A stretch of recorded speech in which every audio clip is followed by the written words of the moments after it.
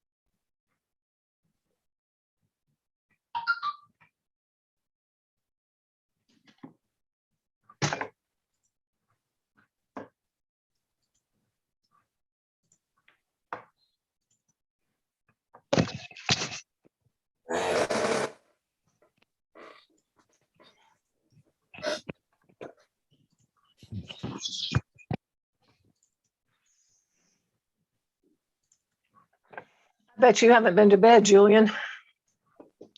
Nope. A long day at the Augmented World Expo too. So.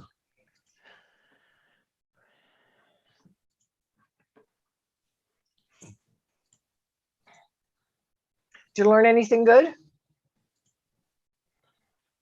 No. I was hoping that after a 2.5-year break that there would be some big new steps everywhere, but all I saw were little steps. There's some interesting products in development. A company in Cambridge, England, claims to have a 120 hertz hologram displayer, but they weren't showing anything, so it's still vaporware. More iterations on gloves, and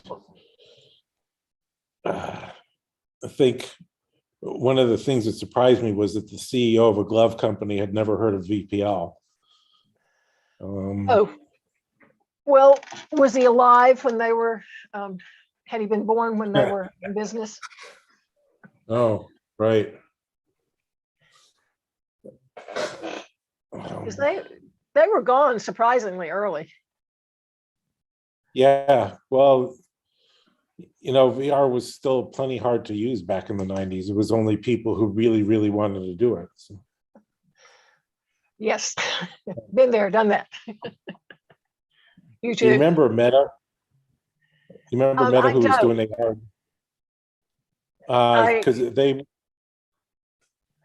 when they went under, their assets were purchased, and now that company just not shipped, but they just came out a few months ago.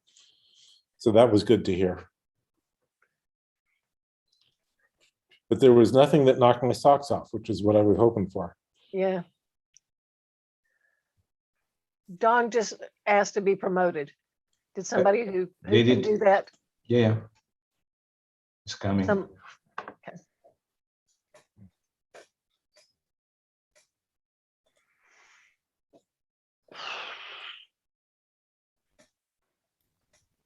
Hi guys, good morning. Good morning. There's, You're not very loud. Okay, trying not to wake up people. Yeah. The bad thing was I woke up the dog. So is he going to join in, or went back to sleep? the dog, actually Nick woke up, so Nick took the dog outside. And there are 2 doors on the other side of 2 doors from me, so I don't care. Yeah,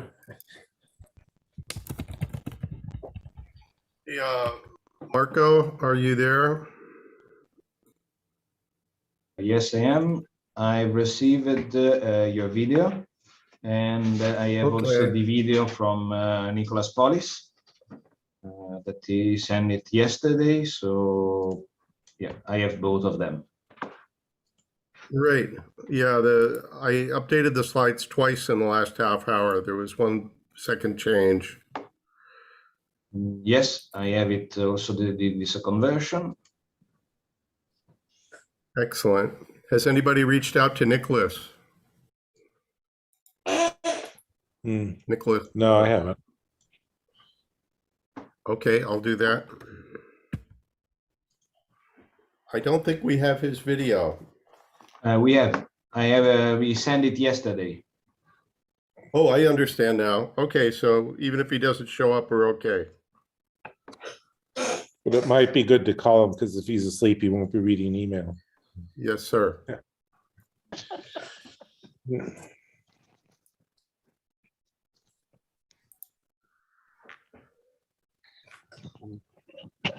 So can anybody guess what I'm using for my fill light on my face? The screen. Good guess. PowerPoint. PowerPoint blank screen on the second screen. So Don, there's a ceiling can light behind your head, and when you tip your head down, Yeah, as long as I don't move, we're okay. Otherwise, it makes up for the volume. let's see, without going to a great deal of trouble, I can get a little more light on me. It'll do. Thank you. Hey, Marco. Nicholas is on Zoom. Can you promote him, please? Yeah, sure. Just did.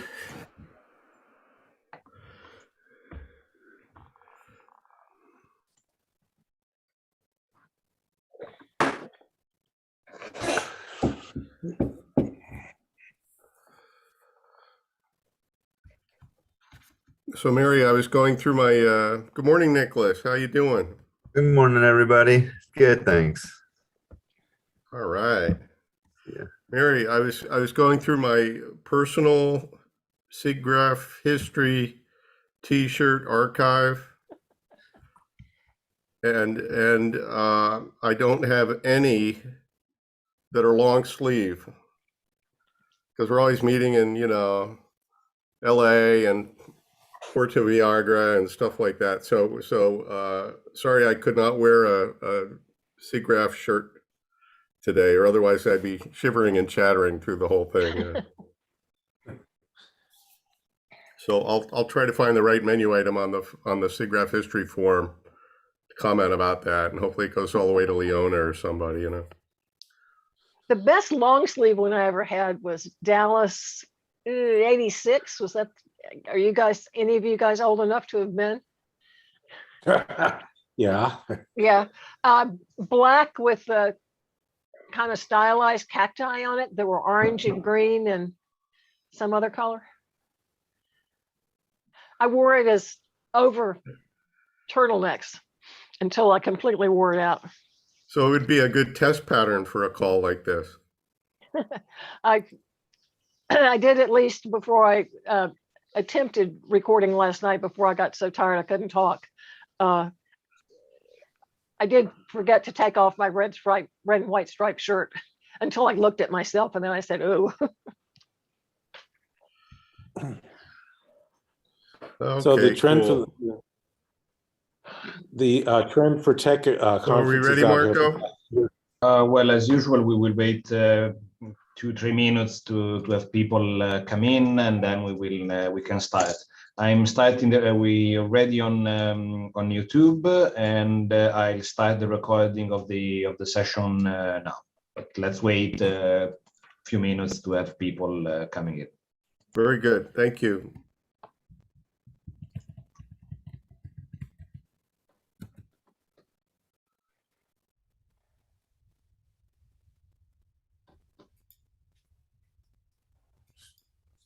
So for the last few years, the trend in tech conference clothing has been vests.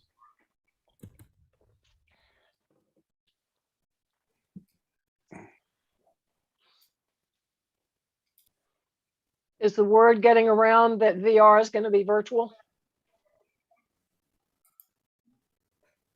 No. That's red. Yep. But the best they can get out of New Zealand is that they expect travel restrictions to be taken away sometime in Q1. And that doesn't leave you time to plan. Yeah. And from what I was hearing today, it looks like restrictions may be reinstated. So.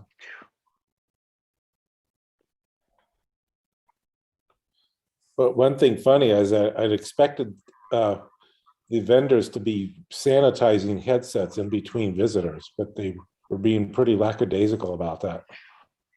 It's because the lawyers have mandated that nobody's allowed to talk about health and safety. Probably.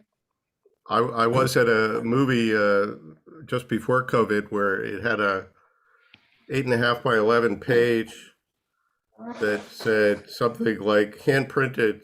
Some viewers may be disturbed by flashing lights. Be careful. What do you mean, epileptic seizures? Well, I assume that's what they meant. But you know, when you leave it to the people collecting ticket money to be in charge of VR and stereo health and safety, then that's the world you live in. Yeah, I'm sure this, they'll upgrade EMT training. The old phrase, avoid it like the plague, doesn't mean anything anymore since so many people aren't. Yeah.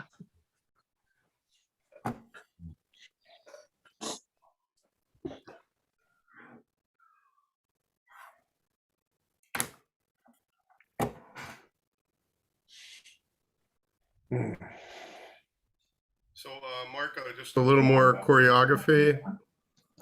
No, I believe we can start whenever you want. No, let me just give you the verbal.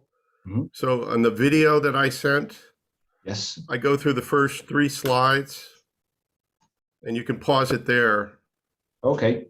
Then we go to Mary, and then Nicholas, and then Julian, and then when we come back, that will be my video, the second half of that. Okay.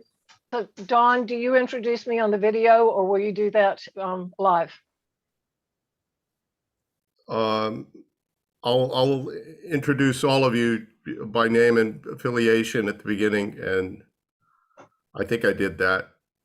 But Okay. that was about it. It was So the getting other- too complicated. The other is your slide. Then I stop, and then we have Mary, Julian, and Nicholas. Okay, perfect. Yeah. Just tell me when to, in case when to start the other part of your video, when to switch to the one by Nicholas. Yeah, very good. If you want to just pause it instead of closing it, that'll be easy, Marco. So welcome everyone to the first session of the last days in this workshop SIGGRAPH History Consideration for 3D Model Archiving. I leave the floor to Don Brutzman, and I'll so you can introduce the panelists.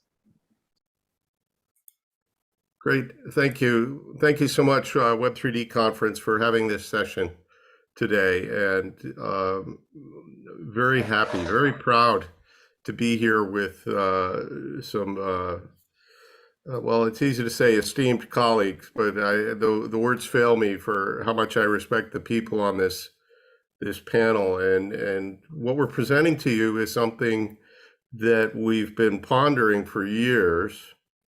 And it's always been this kind of, well, we ought to do something about that. And I think that we might be ready to move this problem to the next level towards solution, towards maybe even long-term improvement. So there's my wind up. I'm Don Brutzman at the Naval Postgraduate School, and we're here with Mary Whitten of University of North Carolina, Chapel Hill, and Nicholas Paulus of Virginia Tech, and Julian Gomez of Polished Pixels.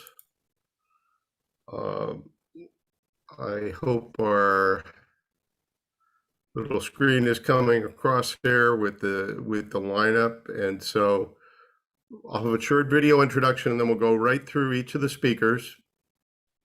You'll hear what the heck we're thinking about, and then we'll leave an opportunity at the end for all of you to say something if you like. What do you think about this problem? How'd I do, guys? Did we cover it? Yep, what's that? Okay. Thanks. All right. So Marco, over to you, please, sir.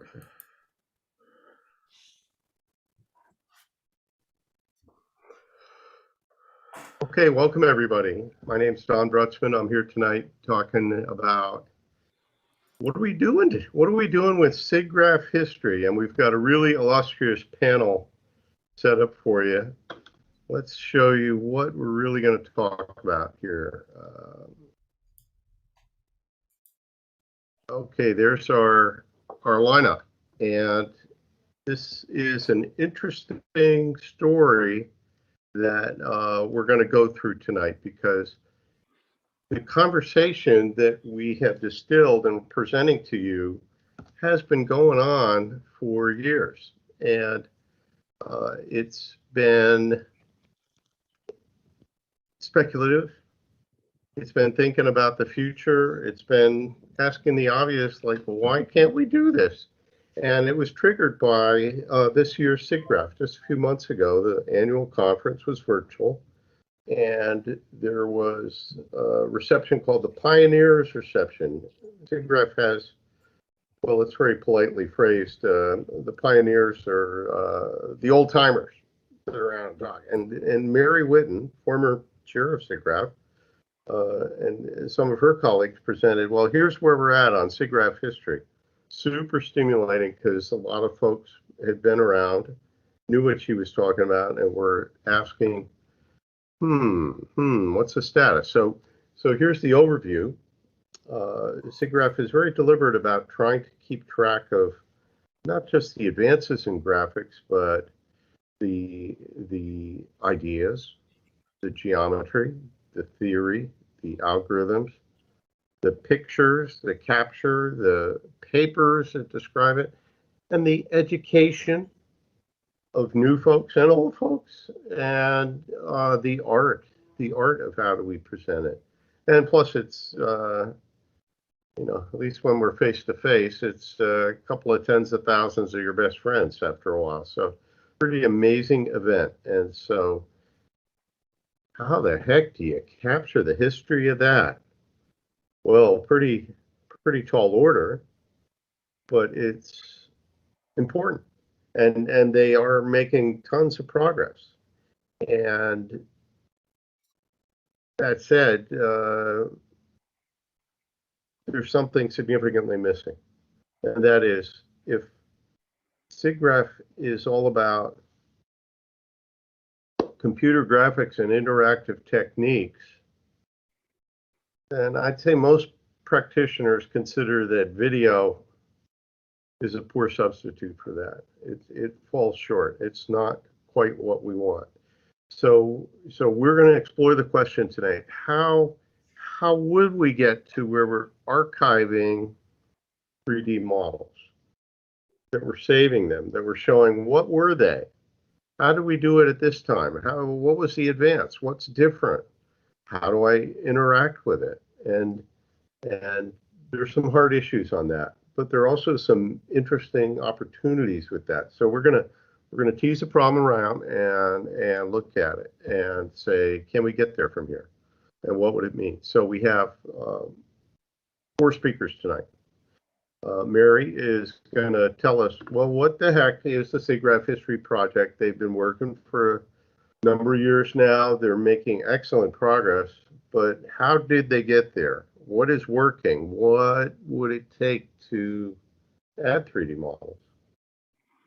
Then Nicholas Paulus at Virginia Tech will talk to us about a range of subjects, scientific visualization, all manner of heritage. Who are the stakeholders? How do we keep track of that with metadata? And then Julian Gomez has done a number of important projects over the years that can give us lessons learned, give us a voice of experience here on how do we build archives that last and matter and are useful. That's different than how do I create a pile tomorrow for the next year. Okay, and then I'll bet clean up at least for the speakers on. We do have a lot of capabilities right now, and we didn't suddenly wake up going, gee, can we save SIGGRAPH models? No, the X3D group has been thinking for a while. How do we archive everything, no matter where it comes from? Okay, so the speakers will have their say, and then we've prompted each of the speakers with a handful of questions for them to ask, and then we have some similar questions for everybody who's attending and everybody who's listening later, everybody who wants to sound off, maybe even get involved in the next steps. This will not go away, this need, this value, this opportunity. Okay, hope you enjoy the session tonight.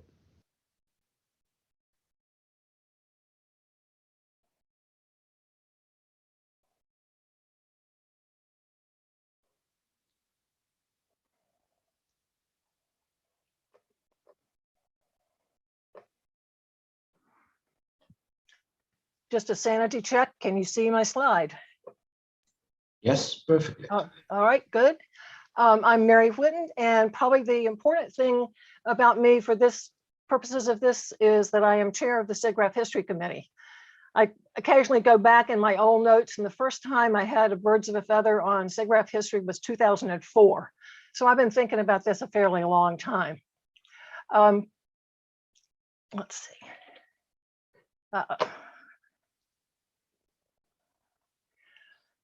The charter for the History Committee is that we collect, preserve, and curate SIGGRAPH related information, memorabilia, publications. We joke that our work is about stories and stuff, written and oral histories, people's stories about how they got involved with SIGGRAPH, what got them into graphics in the first place, and artifacts, whether it's t-shirts or pens or an original piece of hardware. So stories and stuff. The connection of these things to SIGGRAPH is important, but without pictures, SIGGRAPH is nothing, and you've got to have models to have the pictures. So we just have to go out in some level into the whole area of computer graphics history. It's just unavoidable.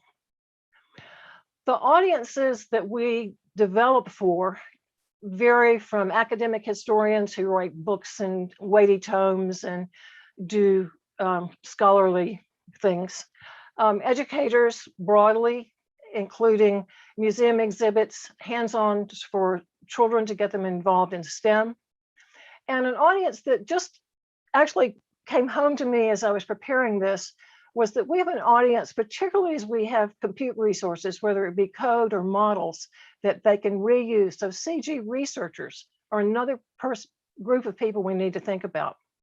The collections we make need to support all of these people.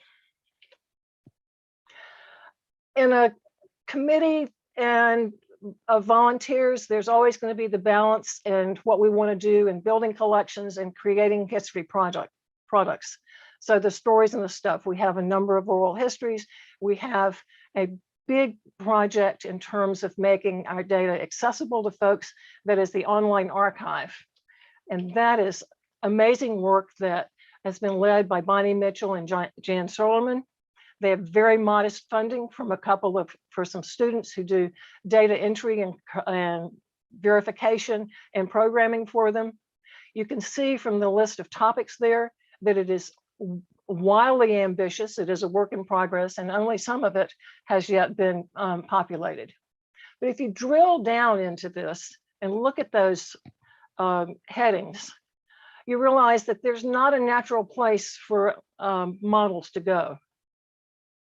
Data view has to do with how you look at the data that's there and not about data for making pictures. It's not clear where we would put it. So the organization has to do some thinking about the data architecture of our archive to see how it fits with other archives that could be independent or could be part of it, such as a model archive would be.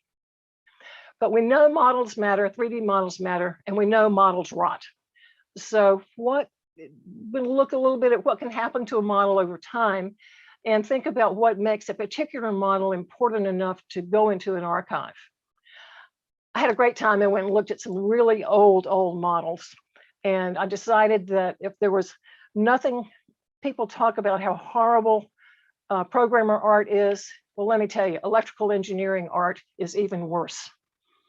The NC State Graphics Library, we did algorithms and graphics hardware development. We were not modelers. And one day, one of the RAs wanted something to display that wasn't constructed of cylinders, which at that point was the one and only modeling primitive that we had. So what he did was handcrafted a couple of models. The glider, he just drew out on graph paper and put some dimensions on it. And the tank, he actually measured a model. Now, what's left of that? There is that scratched up Polaroid of a screenshot. And to my knowledge, that is the only remaining archive of that work. Does it matter? Would it be nice to have a good photo of that? Would anybody ever care? Was the lab important enough to keep something like this? But was there something that was going on there that might have been important, that might have had to do with the people? Another picture from 5 years later, so it's significantly more sophisticated shading, raster, curve surfaces, highlights. And it was done by Turner Whitted. Does this matter more because Turner did it? Maybe. Does the model matter? These were, I think they were volumes of revolution, in which case they were easy to make and easy to reproduce. And Turner made a lot of models over the years. But it may have been one of his early spline bottles. Don't know.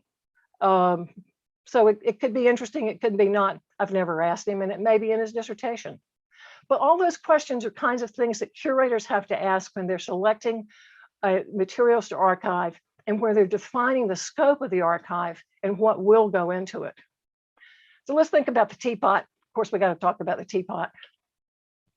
It's obviously worth saving. There's a great deal of information about it in the at the Computer History Museum. I got a bunch of these pictures from there. Do notice that the wireframe, that the thing does not have a bottom. If you never knew that, that's a little trick about that. And if you'll give me just a minute, I'm going to get rid of you guys so I can see my notes. Maybe I can't. Okay. So what do we know about the making of the teapot? Well, it turns out that Utah and Newell and a great many people were kept a lot of things. And so here's a copy of an original drawing that was made when they were designing the model for the teapot. I presume this is Martin Newell's handwriting. It's the notes you can't read up here. The lid was separate mesh. The spout was a separate mesh. You can see the control points for the splines, and it's quite detailed and interesting up here around the top. The size, the body was 3 units high, and you just gotta love engineering pads. Love those green pads, and the size of it. So what happened to this model over time? Well, at some point it got squished. And there is a story there. I have heard it in exactly who squished it and what percentage it was squished and what direction and which axis, which I don't remember, but wouldn't it be good to have in the archive a way to collect that sort of story and have it associated with this model, both the original one and the squished one. So you can see it actually was it should have been 3 units between the top without the lid and the bottom, and it's not. If you're looking for the data for the teapot, it's readily available, but you do have to know what format you want it in. Do you want it the original one, or do you want it in something else that uses a program that you're familiar with? A really useful model, particularly for research, is probably going to be converted into multiple data types like the bunny was here.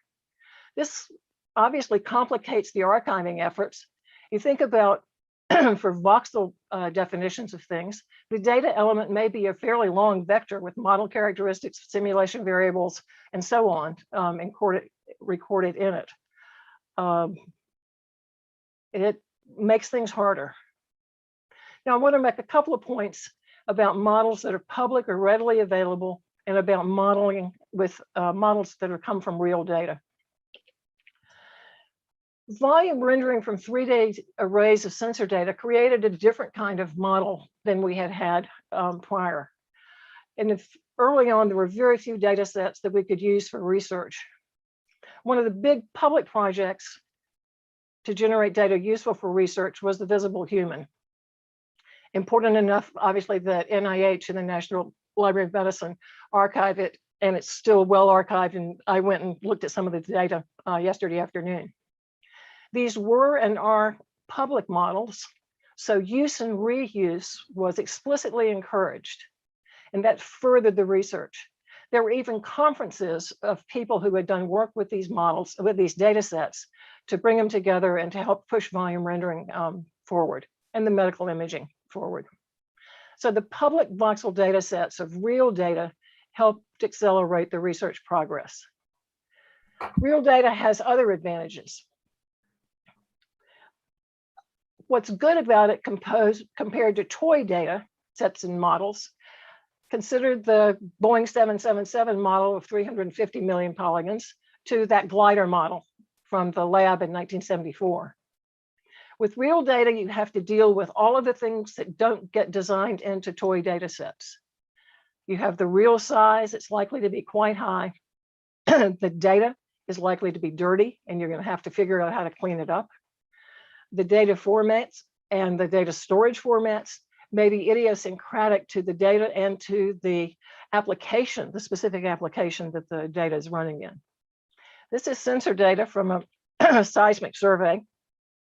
The area that's in the little red oval, and then in the box inside of that, is read and then transformed into the display on the bottom, which is called a wiggle trace, where the excursion off the center line is based on the intensity. Now, a really good geophysicist can squint at the wiggle trace and say, the oil is XYZ, and put his finger on it. But not all of us can do that. So how, if you're doing this conversion to format display conversion to the wiggle traces, then the idea of having a sequence of slices that just go along, and that you access it in XY, and then you supply that data to the wiggle trace drawer. That makes sense. But subsurface geology is volumetric, and the sensor data sets are volume. And that really complicates life about access and storage. There are a lot of cutting planes in that left-hand image. You don't want to have to load into memory each of the slices 3 times to be able to get the proper cuts in the volume. On the right-hand side, it has generated some subsurface horizons. A data feature is found and it's as a seed, and then it grows. Well, you want to be able to access the data around where you are, rather than, again, having to go through all the volumes this way, all the volumes that way, and all the volumes on the other axis. Those could get fairly hairy, and I think there's an interesting discussion to be had about how far into the details, such as storage formats, should an archive go? How close to a specific application would it go to? Okay, we know that models rot. They can be big and ugly and can get changed. Some might say corrupted when they're used later. It's really important that there be readily available models of real data sets because they're particularly important for research in emerging areas. But we have to be realistic when starting a project because there are lots of questions like they're down there at the bottom. SIGGRAPH can help get this process started. And the thing I forgot to say was thank you to Don for having this meeting to get us out of hall conversations and into real work. SIGGRAPH can provide a home for this project as it starts to grow with some work on organization and planning. Do we want to think about a proto-demotype? But we can think about the long term. Is SIGGRAPH the right place for such an archive to live in perpetuity, or should it go? Is there some more appropriate place? Kind of things that will come out as we begin working. I think an important thing is that we can give you a group of like-minded people to work with, that you'd be a part of a bigger project and a bigger team, so you're not out there on the edge by yourself. Resources, access to archiving expertise. We work closely with the Charles Babbage Institute and the Computer History Museum and the Hagley Museum. And all of the archivists there are available to speak with us. And the History Committee people have enough gray hair that we know almost everybody and can get you access to people who can help. You might notice that money is not on that list. I think all professional societies are close to the bone as our conferences have been cut back, but there's an amazing amount you can do just with volunteers. SIGGRAPH committee projects are primarily labors of love. It's those passionate volunteers and the volunteers that they attract to work with them. Our big projects have been like that. The website I've had 95% of the course notes scanned now.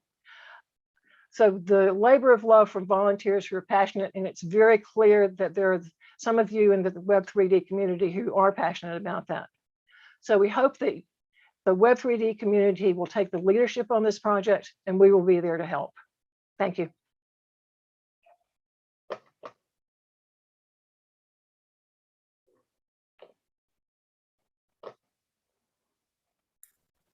Thank you, Mary. It was great. So how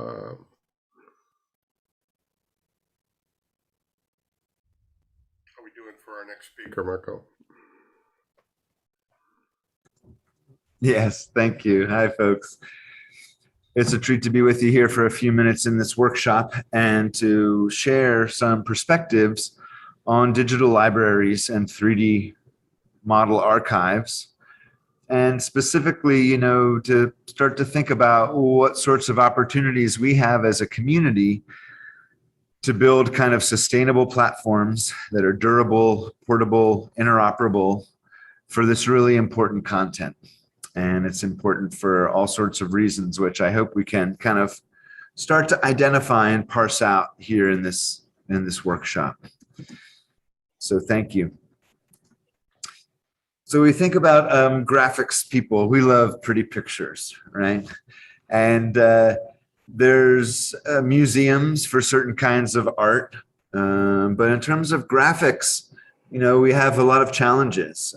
If we could sort of think about what all of this graphics community sort of has in common, one of the things we see sort of over the 40 years of SIGGRAPH publishing, of course, is a whole evolution of techniques and for rendering, for geometric processing, right, for real-time interaction. And the way that science progresses, right, is that we're able to share and reproduce others' work, others' data, right? So if we talk about how the computer vision field is advancing, right? It's based on a set of benchmarks. And so we have the Stanford Bunny and the Dragon and so on, and the Teapot. And these are important as for our field, right? In terms of its ability to be reproducible and a real science. We can think of, the possibility of every time a new paper comes out, like, boy, wouldn't it be great if we, also publish the data behind the video, or some of those pieces that could, in fact, inform some kind of future analysis, right? So there's questions then about, you know, what is posted and how it's portrayed and presented, right? And we need to have some kind of quality assurance in place if we're going to do this kind of undertaking. But if we could, right now we have 40 years of graphics techniques, right? 26 for Web3D. And think of all the fascinating kinds of meta-analysis and historical sort of easy stuff, right? The geometry and the appearance, which turns out is actually quite rich. So is it hard? I don't know. I just wanted to sort of share this as a data point before we got started. You know, my first life worked producing a bunch of 3D worlds and content management systems for Web3D. And one of the worlds that we built in '98, when this was 14.4 modems were the norm, was the Giza Plateau. And there you see an early HNM1 model, which was scattered throughout the plateau. You got animation, you've got selection, a whole set of proximity sensors and things about the experience. This is what we really spent a lot of time on in 1998. This was before GPUs or Linux or broadband. And here you have a picture of me in my 27 million pixel hypercube at Virginia Tech, showing the exact same content. I haven't touched it. Isn't this amazing? Well, that was because it was with an ISO standard. Okay, so that as just a data point, let's try to think about, step back a second, see, maybe we know what's possible, but would it really fit a bunch of these use cases, right? And so we think that if we're going to make something reproducible, we really want to be able to have it be searchable, right? Have different research groups download and use them in their projects and their research and publications, especially if they're high-end, you know, kind of works. If those works are shrouded in a black box, the question of reproducibility, of course, is paramount there. So our goal really should be about, doesn't matter where this is hosted, we want to use the standard stack, like from the World Wide Web, and anything that's open source is obviously preferred, right? So I guess the main points I want to make in my short time here is from this workshop is that there are lots of communities, especially in digital libraries, who are tackling and working on the same problem in parallel and often not necessarily knowing what we're doing here in the graphics community, right? So I think this is a great opportunity, this workshop, this conference, and the coming years of where we could possibly coalesce a conversation around what's important and put in some practices in place, right? Lots of enterprises and certainly libraries know about scaling to large collections, trying to keep them viable and accessible for long periods of time. It's not an easy challenge, right? And so asking these questions is important. It's important right now because, of course, what we're doing today is tomorrow's history. So one of the first parts of this presentation is actually to let everyone know about sort of the variety of activities going on in the academic community, and people who are, especially in the academic library community, really starting to wrestle with the challenges of 3D and VR experience, curation and archival.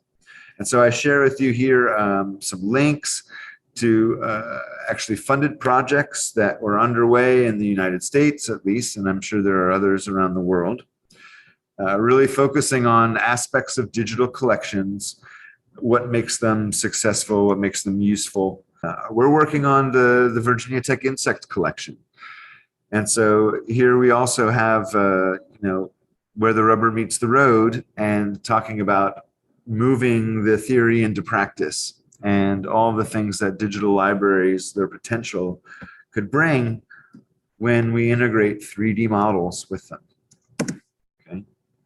So we thought about some of those use cases, and maybe we could drill down into some more. I mean, historically, or even just from a purely research point of view, you know what, an archive might be useful for these benchmark models, okay, of all different varieties, right? We have animation and lighting techniques. Geometry is really just the first step, right? The archive isn't just declarative 3D though, it's also all of the assets that go into that, right? The texture maps, if there's sound or video in the world that are being used in the rendering or the animation, for example. This would be essential to capture and have in the archive. If we can have the source code, that's obviously the best. Sometimes pseudocode can be enough. That's typically what's in the paper, right? Or what is published on new methods. And in order to kind of make all of the data useful that's in the archive, is we need to know about each models and where they came from, you know, how many times have they been processed, with what tool, right? So the metadata becomes crucially important to make a good historical or research archive. It's a fine line, or maybe it's something that we need to recognize at least, is sort of some things we're not going to be able to reproduce, right? Some things we might just have to get by and a description will suffice, right? So for SIGGRAPH, for example, all kinds of emerging technologies and installations, right, are visceral real experiences, and without a full-blown environment recreating them, you're not going to reproduce them. And to a lesser extent, you have some challenge, you know, if you don't have an SGI to run anymore, how are we going to do that again? Okay. So moving from thinking about code and those things, that's harder, but maybe, you know, declarative graphics is actually a more tractable problem. Right. And so there's a history here. I encourage you to go and follow some of these videos and see, especially as part of this conference, where we're starting to identify some of the requirements and challenges for digital archives of 3D models and their reproducibility. So institutions are rightfully concerned with this. We've seen a lot of industry companies wrestling with it too, as they scale up to thousands of CAD parts or even you know, models. So indexing, searching, making this huge volume and variety of data accessible is something I think that we could really focus on as a community. So as we're talking about it, I really want us to be sure that we're not conflating different ideas, right? So sure, you know, you can host it here and you can host it there. And in fact, a good archive should be platform independent, right? Because who knows in 30 years, right? To sort of parse these issues out and coming at it from an academic community, well, you can sort of read between the lines. Obviously the trade-off is about, you know, owning that content and its future. So what can we do as a community? I think we do need to acknowledge the ecology of techniques and varieties we're going to come across if we try to archive, you know, 40 years of graphics techniques. And trying to translate that into some kind of common denominator where we could actually not just reproduce them, but have some basis for comparison and some basis for search and so on. So open standards, open source, obviously key to this. And then about, you know, how do we really figure out equivalency across these different formats? I mean, we can have metadata, you know, all day long, but maybe we need something more, right? And so maybe semantic web is something that these archives really need to think about early on in their design, right? So we have started this the machine, the gears are rolling. I hope we get some more momentum here today. 2019, we had a workshop. There's some materials online there. We have a working group in web3d.org around semantic Web3D. We've had several publications with our members collaborating most magnificently. And maybe this is for your homework or for the next time we get together as a group, but thinking about the opportunities and the threats and strengths and weaknesses of a model archive, and starting to think about how could we make sure these things have reasonable coverage, breadth, that they're interesting, but also have significant depth, that they're rich enough that they can be useful for a whole set of different use cases in the future, and maybe a long time from now.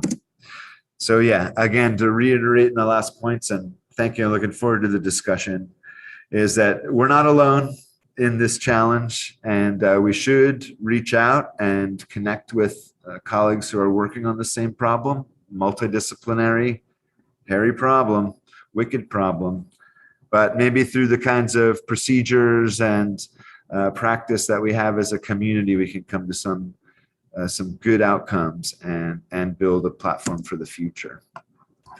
All right, so thanks very much, and that's the end of this video.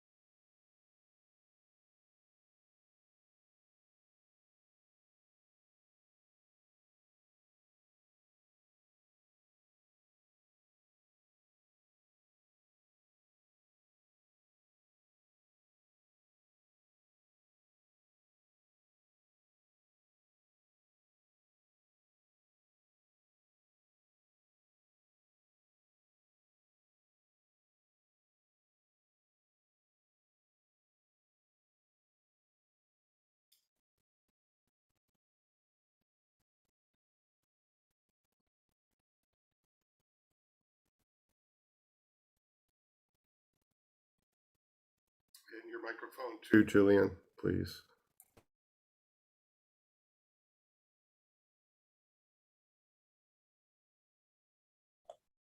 Got it there.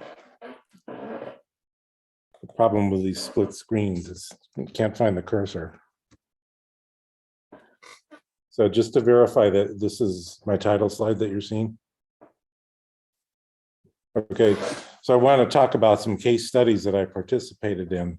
And in the title slide, this is me, Julian Gomez. I underlined my name there on the title slide.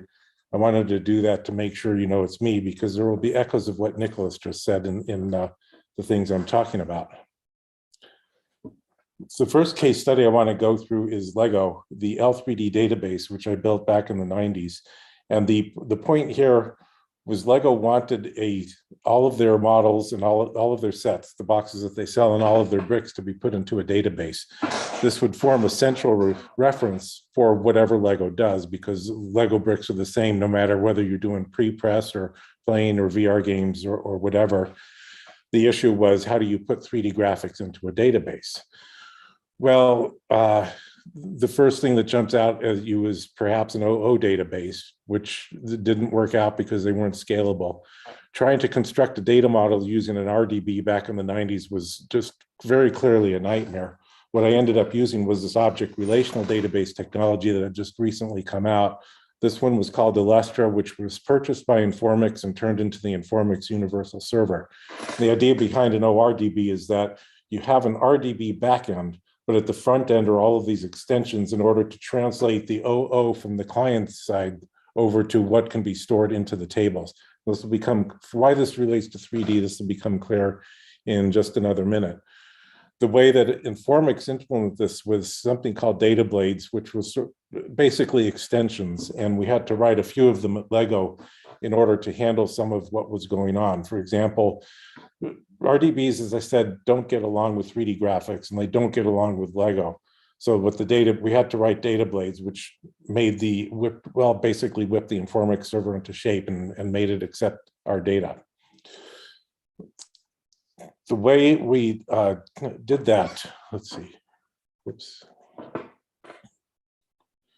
So how to store data in a database? Well, this was the, as I said, we can write a data blade, but first we have to get into what are we going for? Lego is at its heart customer driven because they sell millions and millions of bricks to customers. So as Lego moved into the digital domain, what were they going to sell? Well, obviously digital bricks, but now performance has come up repeatedly during this session. Back in the 90s, I had to settle on some kind of reference is to say we're going to target this level of computer and then build the performance around that. So that was a 90 megahertz Pentium 2. Of course, there were no GPUs in those days. I had to come up with something which was a reasonable expectation of what a home user would have for a computer at that time. Because sure, we had SGIs, but not everybody did. What was the data format to start with? Well, Lego was transitioning to a CAD-CAM process at the time this Project Darwin started. Using Unigraphics was the selected modeling software.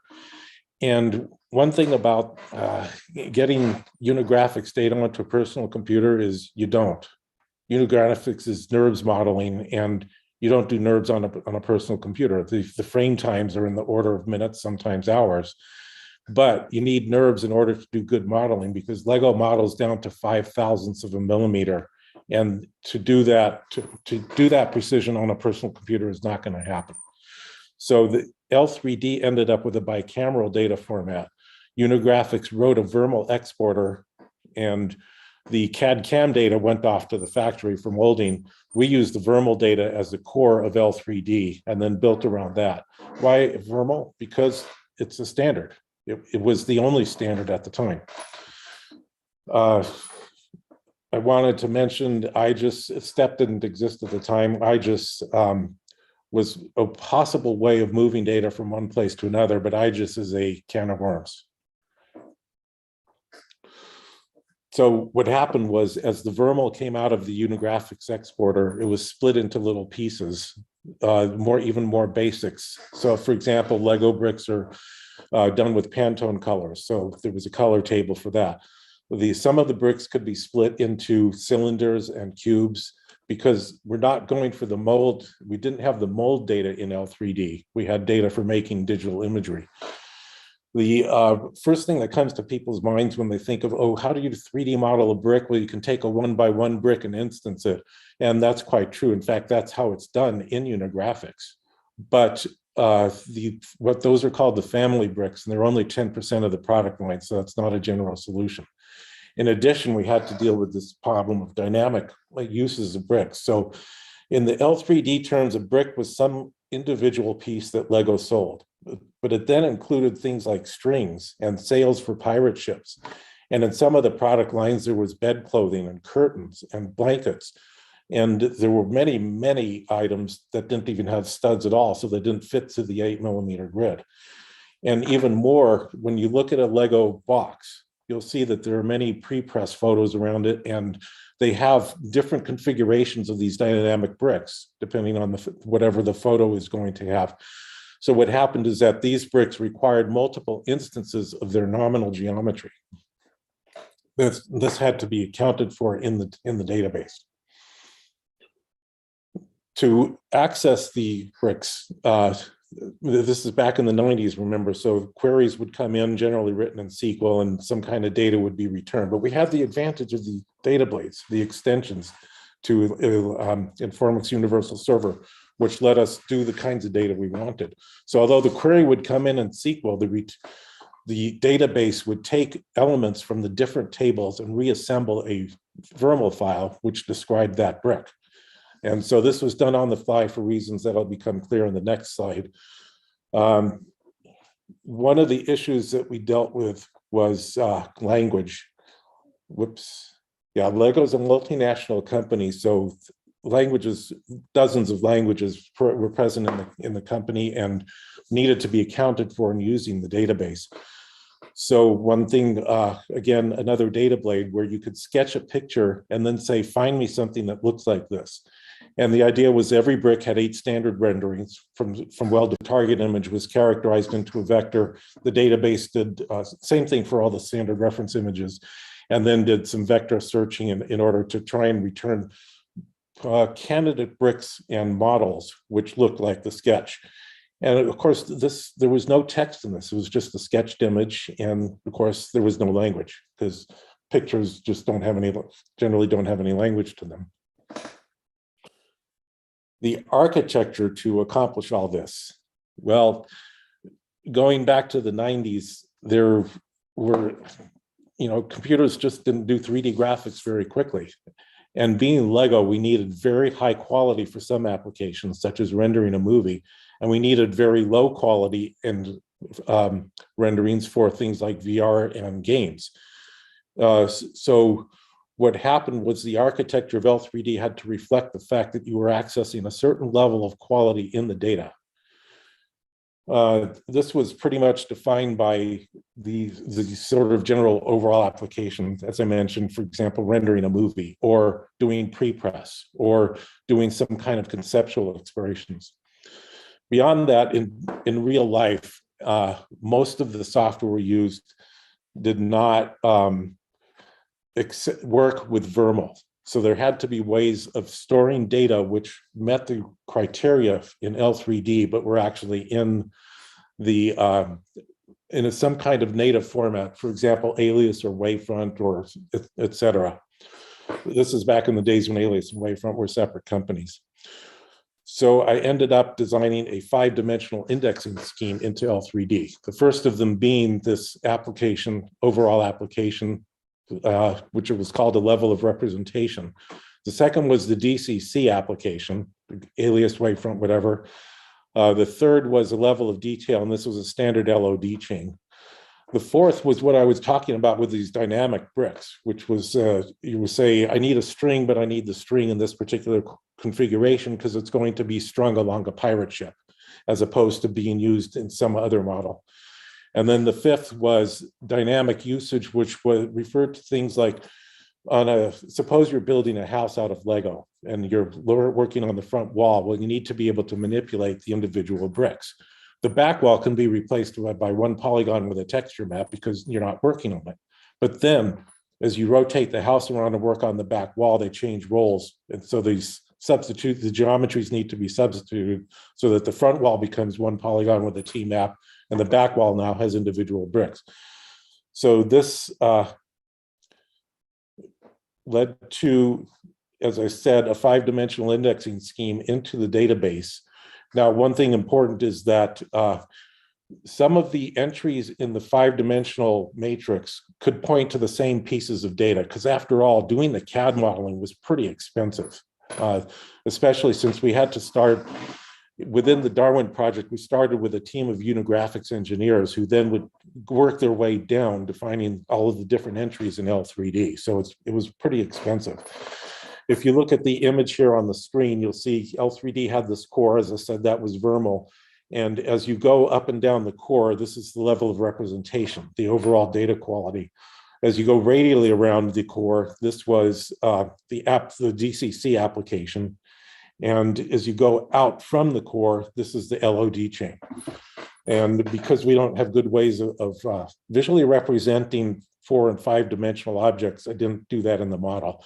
But it did seem clear to me back in '97 that the database architecture, being for 3D graphics, should itself be 3D graphics instead of a UML diagram. So now let us move forward a few years to the space shuttle. And back in the year 2000, the US shuttle fleet was grounded because of a crack in the flow liner, which regulated the flow of fuel to the number 3 engine. And when NASA went looking for the drawings, they couldn't find them. And well, this was a problem because they needed to see how the part was designed, but the drawings were missing, the engineers were retired or dead. And eventually they found the drawings in a business in Huntsville, Alabama. which would have been doing work with the Marshall Space Flight Center. But at that point, it was pretty clear that this needs to be solved, this kind of knowledge access problem. So Digital Shuttle was an attempt to put everything known about the shuttle, and specifically the orbiter component of the space shuttle system, to put all of that information into one place and to have that portal be able to access anything. And this way, an engineer would be able to get to what he needed without having to spend months searching for it. Well, this obviously 3D graphics needed to play a part, because with all of the CAD CAM data, then 3D visualization was needed. But semantics was a very heavy part of it, because, for example, suppose you have a CAD diagram for left main landing gear, but that is connected to the hydraulic system and the electrical system and the caution and warning system. So there needed to be semantic relationships between all of these particular parts. Because the way NASA works, data would come from all different kinds of places, and it could, again, get used in all different kinds of places. The only rational way to deal with this is an open public standard.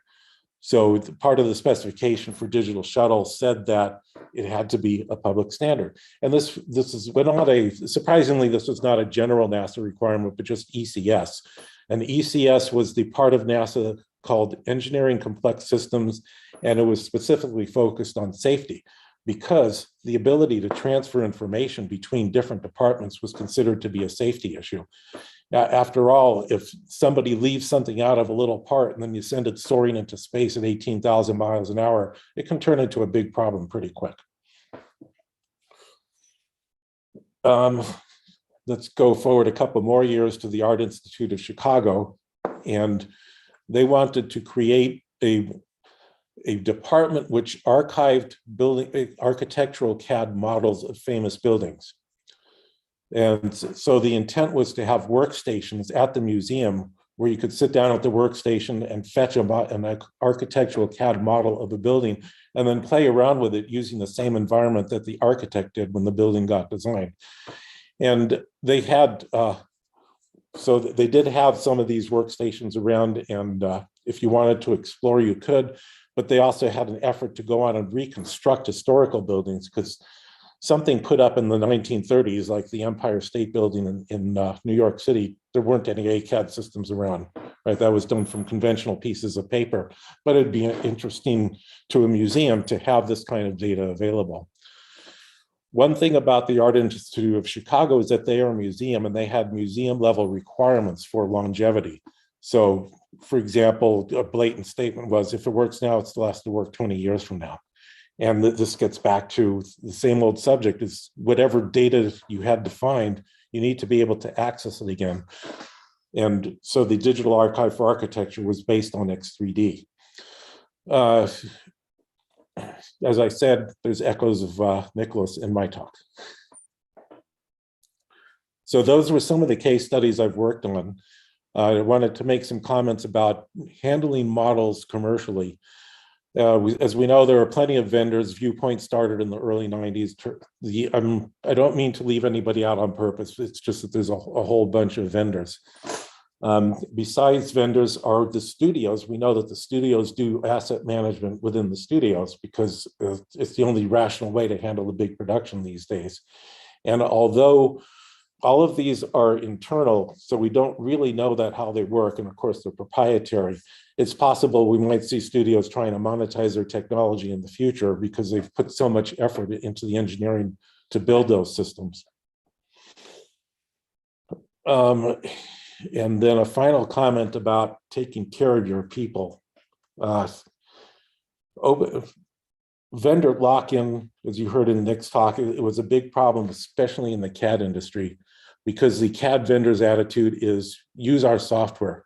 And it's good for them because it means that the customers have to keep paying. It's not good for the customers because it means you don't really own your data. If you want to do something with your data that's not in the current capabilities of the suite of software that you're using, you're out of luck. Now, if there were open public standards, then you could take your data and move it somewhere else and do something with it.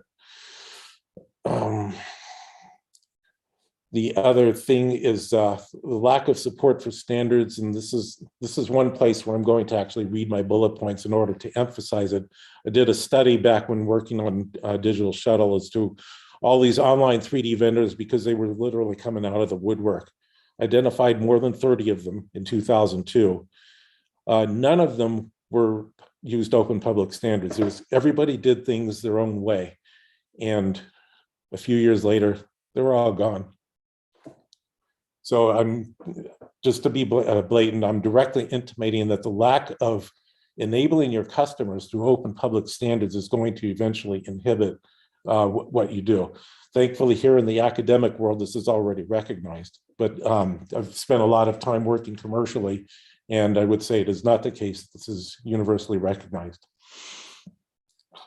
Let's see this. Why did that slide not show up? There.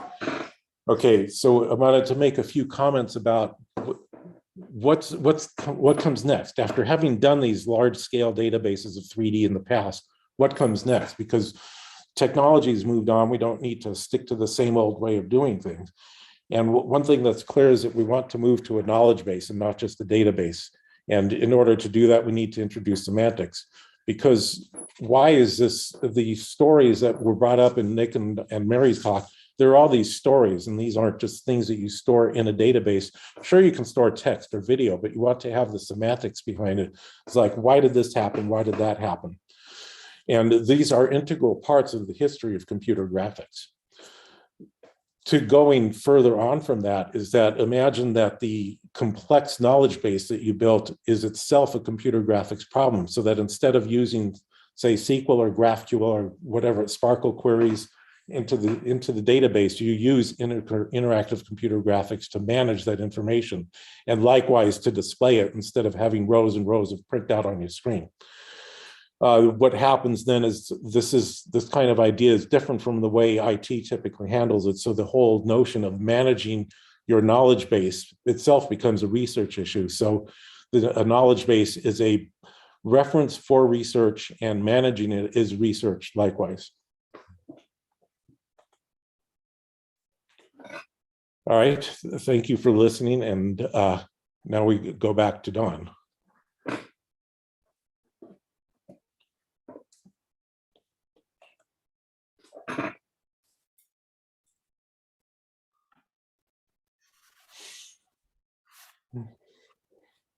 Okay, now I'm back. Again, my name's Don Brutzman, and here to give a point of view of what have we done to support this kind of activity, to meet these goals and challenges and hopefully opportunities that exist in this pretty compelling space. And wanted to start by telling people that we're not about who's winning or who's losing, but rather how do we show off everything to best effect? How do we preserve it and still make it runnable, even as technology just keeps changing and changing and changing? And we'll talk about a few other things here as well. So let me get into it. First, no, really, 3D models are good. And that sounds so obvious. None of us would be at this conference. None of us would be going to SIGGRAPH or other conferences or doing things in our daily work if we didn't care, if we didn't think it was positive. But it's hard. It's hard because there's so many languages. The hardware keeps evolving and improving, and what can seem to be the essence of 3D for 5, 10, 12 years can suddenly change pretty rapidly over a year or two as our very diverse industry evolves. And part of this is expected and unavoidable, because as Moore's law goes and we get an order of magnitude, factor of 10 improvement every 5 years or so, wow, that's a whole new ball game. So reinvention, both the hardware and the software that goes along with it, possible obsolescence of old ways of doing or classic ways of doing things, that can change. And then other factors in here about great 3D is that, well, many companies are competing. And performance historically has been a part of that, but it's also how dramatic is it? How compelling is it? How beautiful is it? There's a term for this. It's called cool, and I like to think of it as quantitatively cool, because you can show something that's cool to a bunch of graphics people, and everybody will look at it and go, cool, and you can measure that.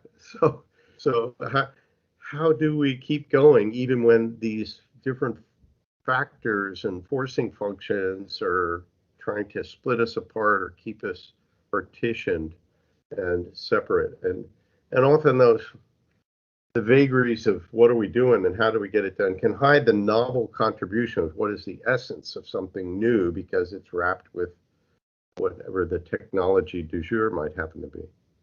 So the second half of this slide, what are the common threads of DNA that we all share? Well, number one, of course, is computer graphics. Yeah, and I needed about 8 more slides just to list all the adjectives for computer graphics, particularly 3D, on all the different aspects that are really important there. Geometry, imagery, materials, oh, that changes. The multimedia we integrate, the rendering of things, the lighting, the viewpoint.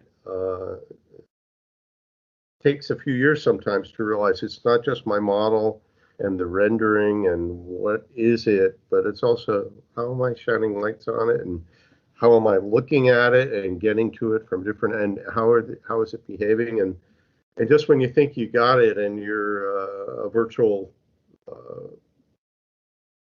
photographer, you go, oh, wait a minute, it's also about my user, not just me. Can I interact and figure out what I want, but can I send it off to people, and can they interact and get what they want? We do have a large technical basis, and boy, oh boy, you want to keep busy for a good long time. Just read the SIGGRAPH proceedings every year, and then read some of your favorite small conferences. We have some serious colleagues. How do we keep track of that? How do we not just have the words and the equations and the screenshots and maybe the video, but the model itself? Can we get that first person interaction? And just when you thought you might have your arms around the problem, what about the art of this stuff? What about telling larger stories? What about maybe the aesthetics of how we're telling it, but the notions and the visions and the communication of thought that we haven't even thought before? Wow.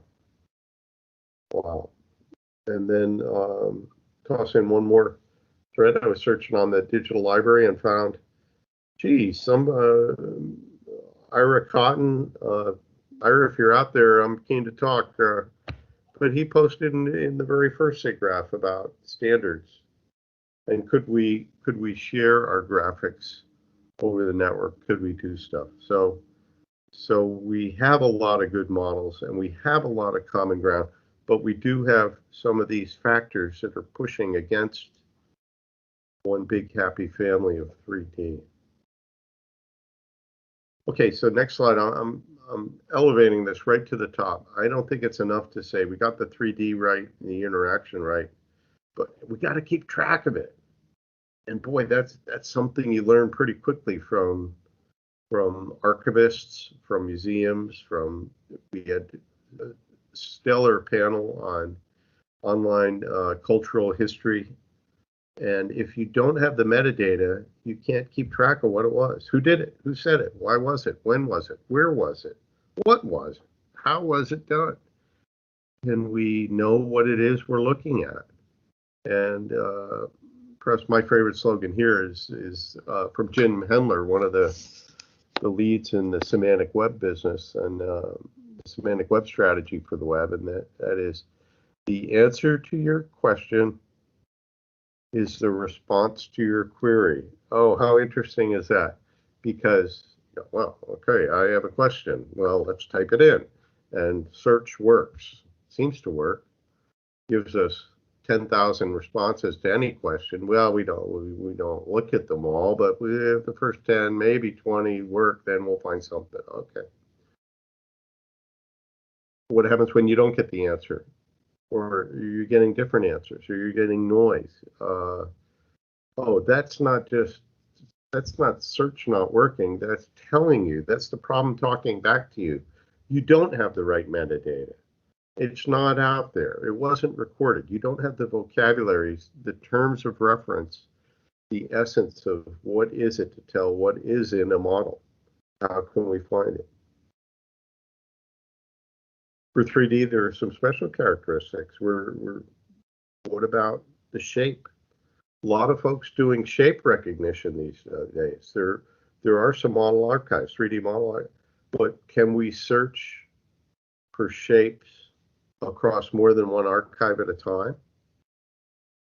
Can we find stuff elsewhere, or is it all yet another little walled garden, such as other things in 3D? And are we perpetuating some of the same barriers? Okay, so that's why metadata is important. And check question for anybody: did you save metadata with your model that you're doing right now? Well, you answer that. What else? Well, we've been toiling crazily for decades on X3D. How do we pattern after the goodnesses of HTML, and how do we match 3D publication to the web, but 3D publication archival, because web pages work for an awful long time. So our 3D models have to work for an awful long time. And again, we love everybody. We love everybody. We're not trying to say one way is better than another, but we add the capabilities that people want. And number one complaint: gosh, that's awfully slow. So slow. Why does it take you guys so long? Well, we wait until something's stable, meaning stable in the 3D graphics world, because good techniques sometimes take a little while to settle out and have common terminology, common representations be accepted. So we're not about chasing the latest variation on a theme, but we're trying to say, oh, we know how to do that. And we have evolved since Vermal 1, Vermal 2, also known as Vermal 97, and then X3D 3.0, 3.1, 3.2, 3.3, and we're on 3.4. We're on our 8th version. But we haven't thrown out any models. After we got past the initial X3D 1 to X3D 2, excuse me, Vermal 1 to Vermal 2, Vermal 97, we've maintained backwards compatibility at every step across versions 2 through 8. How have we done that? Well, we think of things not just in backwards compatibility, carrying a big sack of stuff with us as we go forward, but also forward compatibility. We don't add things to the spec until we know it works. We insist on having at least 2 implementations. And that's a rule of thumb taken from the Internet Engineering Task Force. You can't have a network protocol if only one thing can talk to itself. So we have to have at least 2. And then we make sure that at least one of those 2 is open source so that everybody can say, how did you do that? No, really, how did it work? And why is mine different? And what's wrong? And we can drill all the way down to what was it? And then whether it's more open source or some high valued proprietary, super high quality, everybody can say, oh, okay, I see what we're talking about. We now know what we agree on, and we now know where we differ. Let's get even clearer. can't overemphasize that it's a team sport. It's a community, and this is how we've always been. This is our DNA over in X3D, and we're offering that in this context of SIGGRAPH history of, well, we think we can archive a lot of stuff because we're already publishing it to the web, and oh, recently we've been printing it too. So what's not to like? Okay. So here's the meaning of it all kind of slide. This is not about the next year or two. I don't know, mugs and t-shirts and proceedings and SIGGRAPH video review and a few of the other really important artifacts on the history site. That's super important. But where's the 3D? Where's the interaction? Oh, maybe this is why people think that 3D is movies or games, because we're not out there. We're not out there. And we have to, well, our term is make 3D a first-class media type on the web so anybody can use it. There's a number of folks in the Web3D conference community who get that, who realize that it's not about the best triangle. It's not just about today's excellent advances. It's about how do we make it work for everybody? And that won't be based on our opinion, our expert opinion, all of us. That will be based on their opinion by usage. They'll vote with their hands and their feet and their models, and they'll say, get out of my way. You guys talk too much. Go, give me the model. I want to use this now. Okay, so I used to do a little math exercise. How many people have ever been to SIGGRAPH? And if you add it up, you know, a couple thousand, tens of thousands, several tens of thousands, integrate over 50 years. Some people more than once, others pass it through. I'll give you 1 million people. Say, that might be high, but let's say 1 million people have gone to SIGGRAPH. I'll even give you 2 million people have gone to any SIGGRAPH conference or any 3D conference, something like that. Practitioners, artists, people doing stuff. That's a small number. If the height of this room, if the ceiling is the number of people on the web, then the number of people who have been at SIGGRAPH is like smaller than that, down by the floor. None of these people are using our 3D. What are we doing over here? Well, we're doing a lot of good things, but they don't know about it. Okay, so let's give it to them. Let's get it there. That's where I think we're going. I'm astonished and gratified that we're here now, at least going into it. SIGGRAPH has been our sponsor for many years, the Web3D conference. Wow. We'll probably cross 250,000 downloads of papers just from our little conference, our little Web3D conference, former upstart, before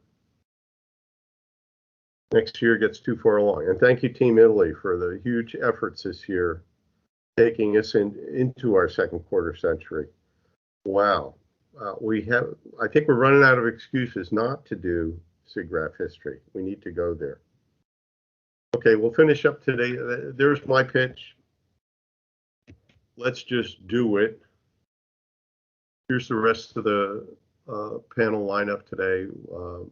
Each of the, trying to emulate what a live panel might be. Each of the contributors is given their pass on what are questions, what are their responses to these, what do we mention to. And then we have, if I think time permits, but we have questions for everybody. As usual, you get to ask whatever question you want, but here are questions we think are broadly general. And may I point out that this isn't just for tonight. This isn't just for this conference. This is forever.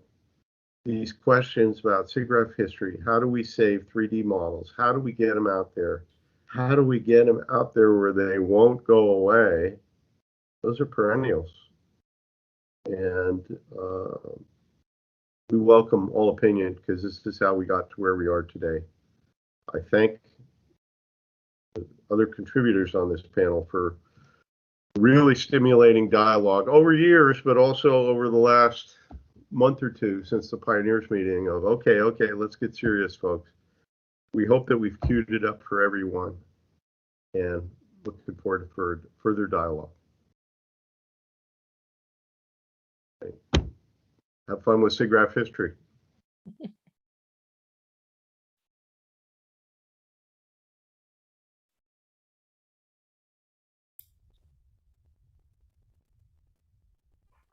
Okay. Well, you guys have heard a lot from us. Dr. Polish, you out there? Hey, I'm still hanging in. Thanks. Yeah, we've wondered, well, this is kind of like a panel. So how do we ask questions of the panel? So we give everybody a shot at doing that. Let me put up some, and Mary, you might have updates, but can I put your ones that we collected so far to Sure. on the screen? All right, so let's see if we can emulate a live panel sitting on a stage with a bunch of you guys eyeing the coffee bar and judging our every sentence about whether it's worthy of hanging out again. So let's keep going. So we asked some common questions for everybody to kick it off. And here's Mary's, all yours, ma'am. Well, I think the first point is what I said in my talk was that we can nurture the effort as it gets started. SIGGRAPH members can be part of it. Your community is the natural place to look for people to work on this, particularly to lead it. But the door to volunteering should be wide open. That's important. I think that maybe some of you guys have more experience with digital archiving. Clearly Julian has done things that are way more involved than I have, and being sure we get the proper experience helping us. And I really think getting the leaders, scoping it, find some achievable goals and concrete plans to move forward. And I would hate to lose the momentum that this event shows that we have developed. And thank you again, Don, for pushing to have this happen. So those, I said something about all of them, but people can raise their hands and comment on any of them. So let's rip through the team here. Nicholas, I probably don't have your latest greatest, but this is what I had so far. What do you? The questions are unhighlighted there. What's your take on these things? Yeah. So I think you captured my position well there. I think the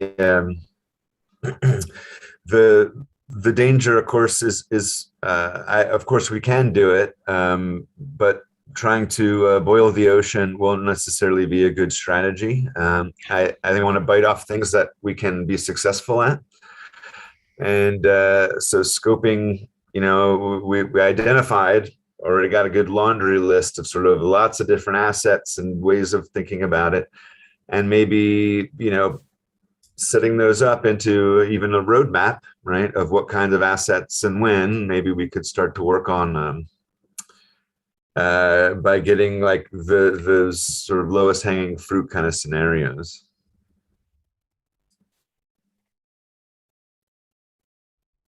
Nicholas, do you think that a demo project or a prototype makes any sense where you could perhaps rein into scope as opposed to a full archive with all of the complexities, or not? I want to say connected to the. Yeah, I'm a big fan. So I think that's a great strategy. I wonder if SIGGRAPH time frames and this conference too. But I really think, and just to go down a little bit farther about, who else is at the party, and we've talked about Web3D and SIGGRAPH, but maybe this is the kind of thing that we put into the program for SIGGRAPH next year, and we invite all of our academic library friends and the people who are working on this in Washington and the different agencies, and we sort of make it again to scope something that we can do, but with the map and try to get the different people to the table.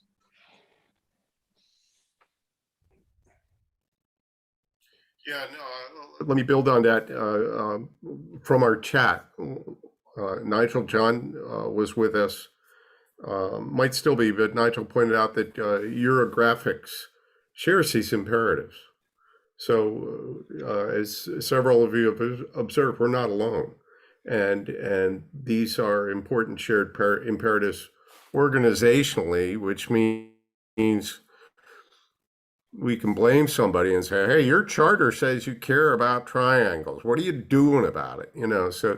But we move past political or organizational frameworks for how to cooperate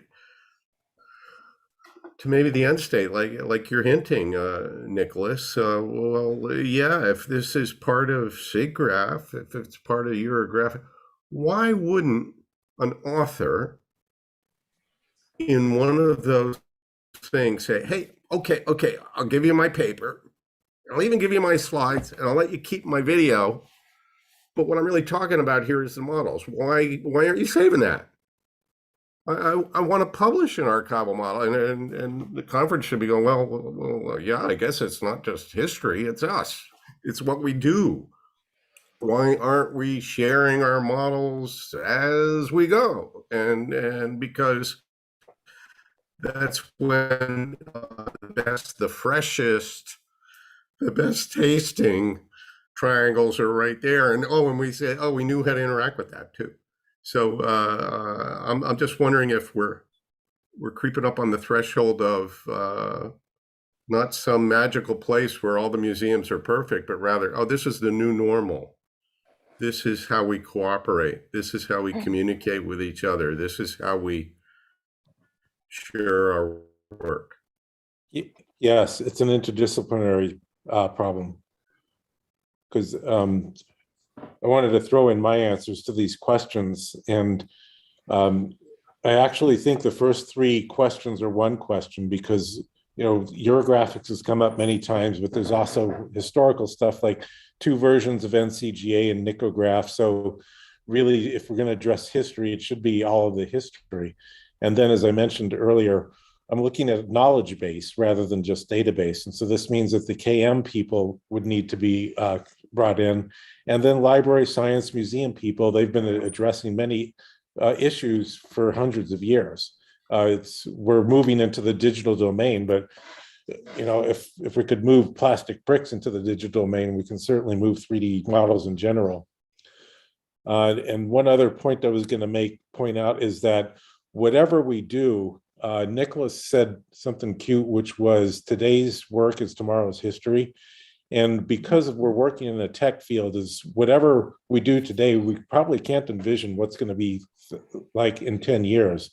And so any kind of work that's done needs to have extensibility just in it from the gut level, because we just don't know what's going to be coming along in 10 years.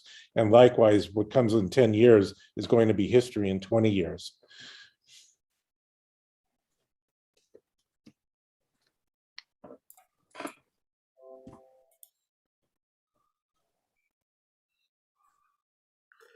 In other words, whatever any of you say, people are paying attention, whether you like it or not.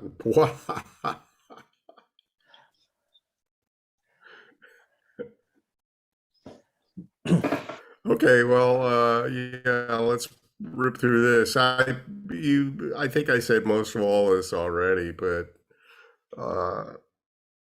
yeah, let's do it. There's one way to do things. You do them. Tautology or just obvious. So let's rock. And I think it's not about having the perfect right answer today, but just striving and striding in the right direction. And then all these good people watching today, tomorrow, following us, they'll make it better. They'll fix whatever mistakes we make. Let's hurry to get there, where at least we're making mistakes instead of just admiring the problem from afar. Okay, so we left time for open discussion. Can I make a comment, Don? Yeah, go ahead. We are Yes, coming up on the, we're all coming up on the 50th SIGGRAPH conference in 2023.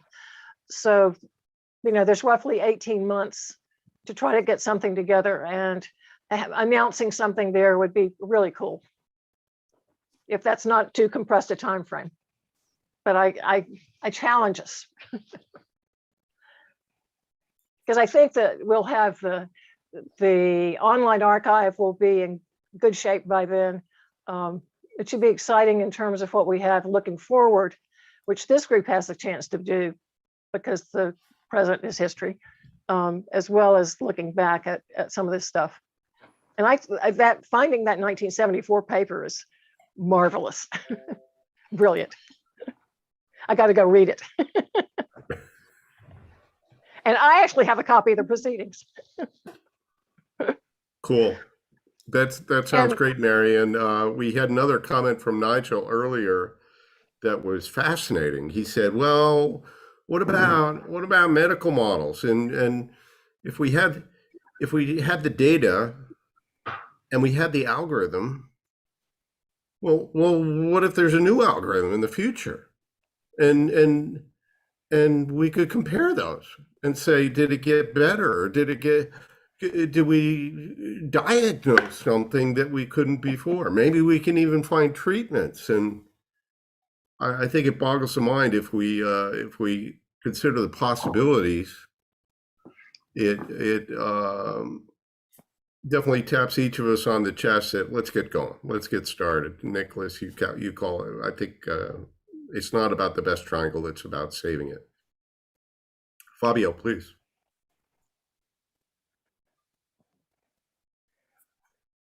We can't hear you, Fabio.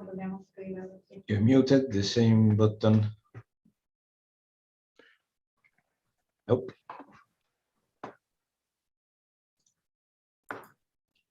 But I believe he was saying that there's a coming question from William Glasgow. Okay, William, please ask away. Yeah, my question probably was typed in, but I just want a couple of things. One, great conversation. This is the topic of the utility and longevity and the and just in societal value of having some of this art part of, if you will, education and entertainment. I think is incredible. So like I've had many conversations with Don since I met him in the late 90s when I was first exposed to X3D in a grant that I was doing at Computer Science Corporation. So an effort in order to go to scale with the exposure of X3D, I think is going to be based on paying attention to where current eyeballs are at in the daily lives of the population that you referenced, you know, the World Wide Web visitors, and creating content adjacent to that. So it's just there in the daily habits, viewing habits, if you will, of that population that we want to expose to the content. And like I've talked to Don a lot, somehow or another, working from the top down with persuading legislators and policymakers and strategists that the open standard approach is the right approach and it's worth the investment, has to be one of the targets also. And I'm a big advocate where I work in the federal government, kind of within the Department of Defense, which is one of the the larger organizations of that 2 million workforce in order to have that done. So how do we change that new normal for everybody? Well, Don, you're an Anyone else wanna educator, tackle that one? and I've always suggested in America it's very difficult because the 40 million children in kindergarten to 12th grade are their curriculums are managed at the local level, not the federal level. So that's a very large group of boards and other people to persuade to change wholesale, but you got to start at the beginning and somehow another free and compelling and attractive resources for curriculum delivery would be a way to make X3D just the expectation, but that'll take a generation, which is about 22 years. Cool, thanks. Any other panelists on that? Okay, so we, and of course, it ain't just about the X3D. It's really about the 3D. It's about SIGGRAPH. It's about all our. We had a couple of other people in the chat, Carol McDonald and Carlos Andujar. Please step up to the microphone. Tell us what you're thinking.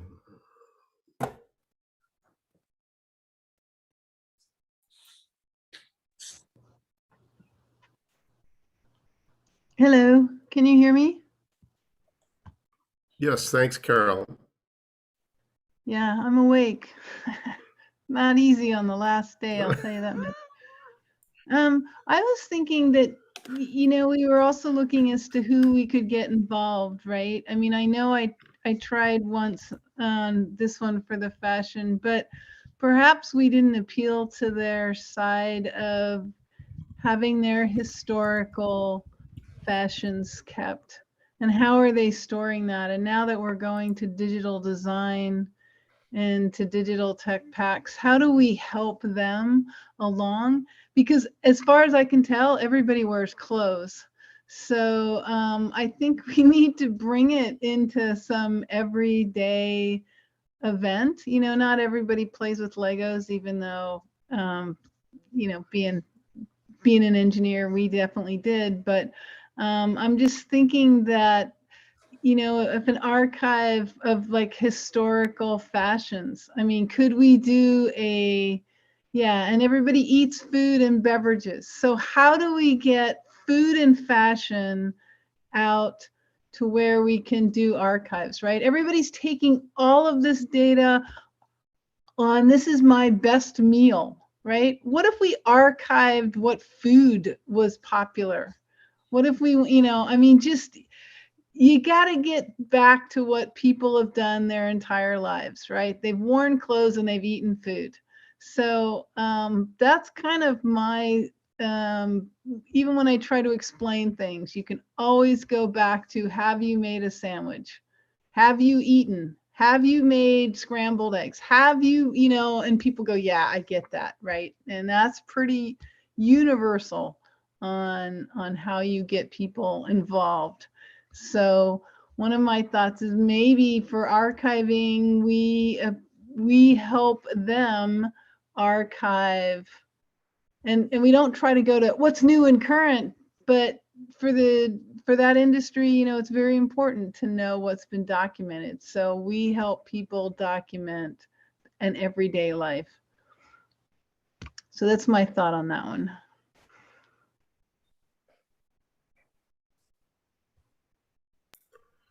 Thank you, panelists, please. I mean, I think it's like what we're doing here, right, is focusing on a community. So, you know, I really like the idea of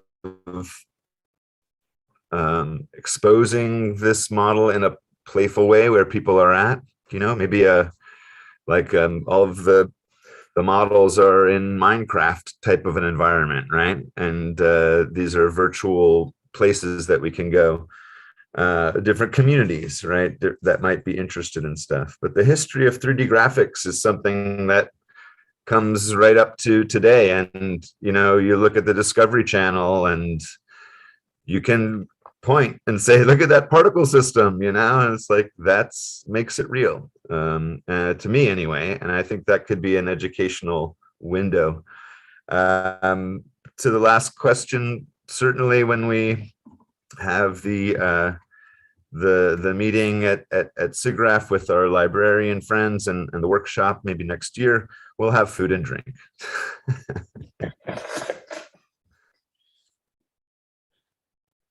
One comment I was going to make is if you build it, they will come, but you got to build something usable.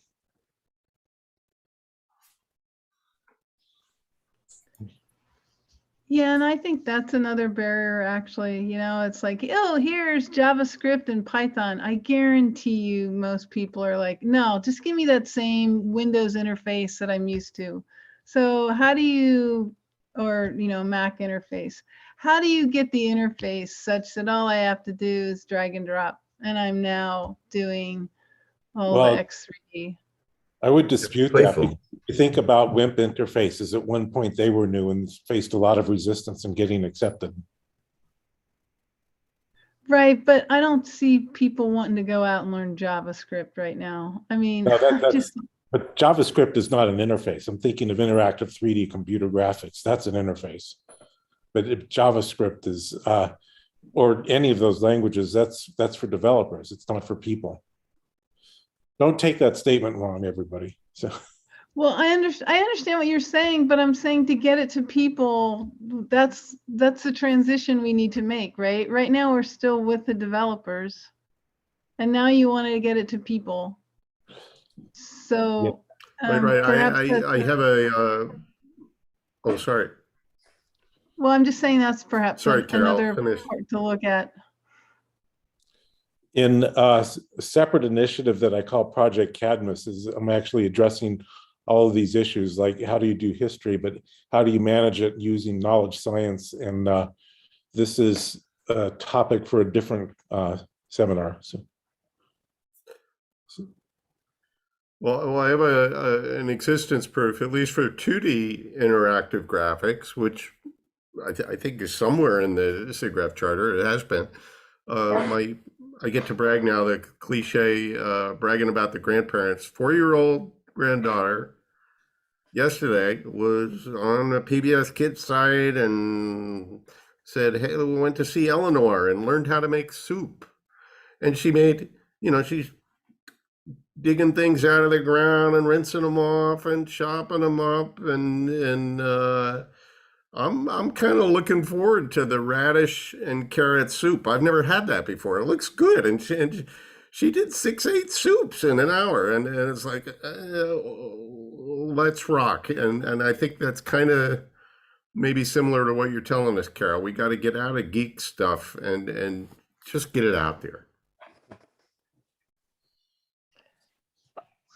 Yeah, think so that your means- 4-year-old will show us how to do it. I think it's making the models of those sort of different things. You can, yes, you can take a photograph of your dinner plate. You can do range imaging on it. You know, how are you going to get a model that fits into all these other requirements that we've put to them? So it's a automatic modeling for dummies, I suppose. It would have to be that way, and there's a huge technical, it seems to me there's huge technical challenges before we're there. And I don't mean to put a damper, it's just going to be hard. We've been trying to do that a long time. Cheers. Thanks. Carlos, you still out there? Can you talk to us? Carlos, I wanted to make, you put a comment in the chat, and I wanted to make one point about the I found the panel really interesting, but as I think more about the problem, I find it more and more hard to solve. It's for me so complex, thinking not only on the 3D model but on everything else to complete the user experience, that it's really challenging. That's my thought I wanted to share.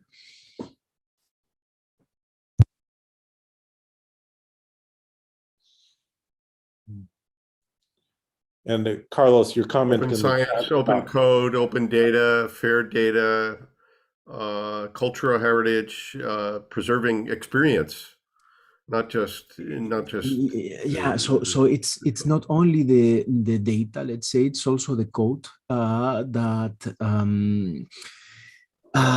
defines the behavior of.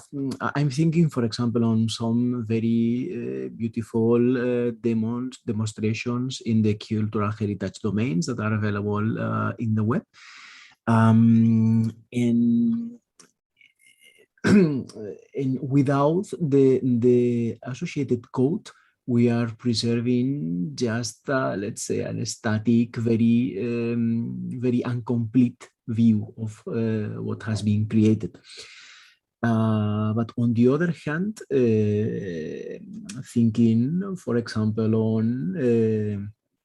on just as an example, on the achievements in the deep learning fields, I cannot imagine being able to test many of current deep learning methods in 10 or 20 years. It would be very nice, but there are so many challenges, so many problems that can arise that it's really, so when we put code and behavior on it, it's really challenging. So my comment was on this line. So this leads to another point, because the Digital Archive for Architecture, they did want to preserve the experiences, not just the CAD models. And again, this points to the value of making multidisciplinary efforts, because this is a bunch of museum people who specified this part of the overall system. So. Yeah.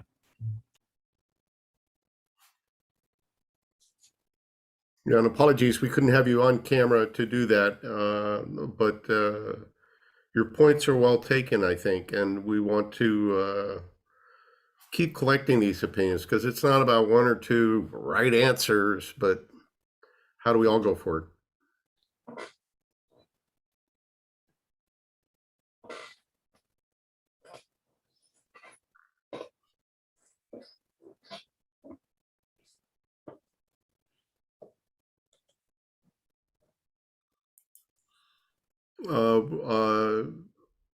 Team Italy and Pisa has a comment. You recently lost a lot of content. Fabio, Marco, is that one of you guys? Can you tell us more about that? No, not we as our group. I mean, we as the web. So the Flash platform disappearing made some interactive content disappear from the web, unless you find a substitute for Flash that sometimes is not fully compatible, blah, blah, blah. And so I've seen in years 3D and interactive application just fading out, because they used an early prototype of this library, of that library, that became obsolete. So it was backing the comment by Carlos Andujar that say that sometimes it's just not just the 3D model, but also everything that was beside the 3D model and connected to the 3D model to make it available. Well, there's an emotional theory that all humor is pain. It's a human response to pain. So let me say something painful. This was in the chat. If we were all live, I would have taken a survey at the beginning of in the room with the 3D models, building models is hard. And everybody there has built a model. Yeah, it's hard. We've discovered something just as hard. Oh, what's that? Rebuilding the same model a few years later. And here you are talking about, we had years of Flash, and oh my gosh, what a big company, that'll never go away, and all that content's gone. And I would, in case this is not painful enough, I would pose an even further painful question. Does that mean we're no longer allowed to think what that Flash content said? We're somehow supposed to recreate it or reinvent it or revisit it or something? Do we have that confidence that we can put ourselves in the author's shoes back then? Or is it simply ancient Sumerian and something we probably will never understand? Yeah, I'm curious, and maybe some other panelists know, one of the things I think we want to think about too is we've been sort of limiting to declarative and sort of static models, but as Carlos mentioned, the coding is hard, right? Maybe this is, again, computer museum, Amazon, or some kind of cloud partner, right? We have virtual machines of this stuff. We just spin them up somewhere and they live where. I don't know, that's again sort of somewhere out on the roadmap. I think we need to start with what we can do, but that's a recognized problem with NIH and their software reproducibility, and a lot of places where, you know, the runtime code it matters actually which library was compiled and runs against, you know.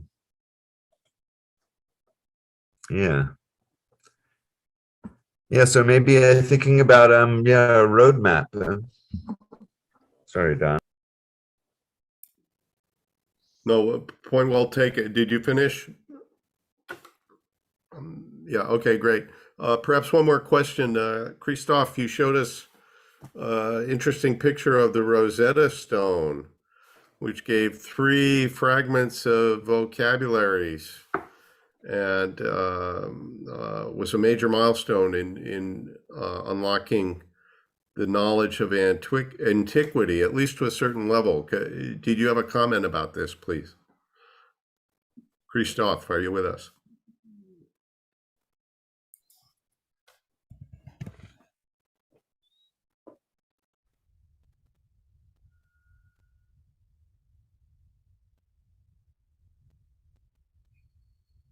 May I ask if you hear me? Yes, we can. Okay, great. So yes, that's true that when I see this, when David Kazik from Boeing share his view about this Rosetta Stone, that's true that for me, it's something that become quite obvious. And I would like to share what our French Institute in charge of archiving every multimedia materials. So it's the name of the institute is Institut National de l'Audiovisuel, and they are maintaining, I will say, the archive for all recordings, of all audio and video recordings. And what they are doing is very, I think, something inspiring. In fact, they are transcoding regularly all the materials in the new, more or less stable formats. That means that they always have everything in the current, I will say, stable format. So that's true that it's a very specific use case. They have this mandate to manage everything that was produced in terms of audio and video. So you can imagine how big are the volumes of all these materials. But I think it's something that, for example, in my company, we are faced to, we have to be aware that our 3D digital mockups have to be maintained and pushed in the future. So that means that we have to transcode them, to write them in, I would say, the most open and stable formats and comprehensive format, because the idea is not to lose information during this process, so that the future generation could reopen this digital mockup.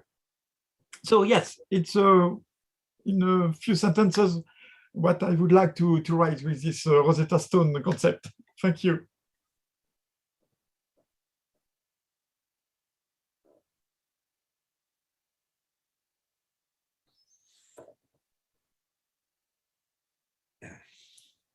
Don, are you talking?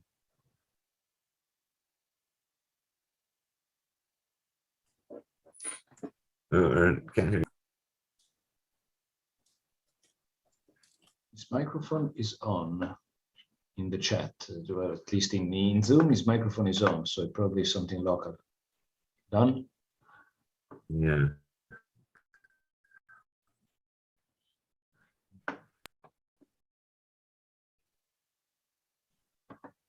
Don, no audio.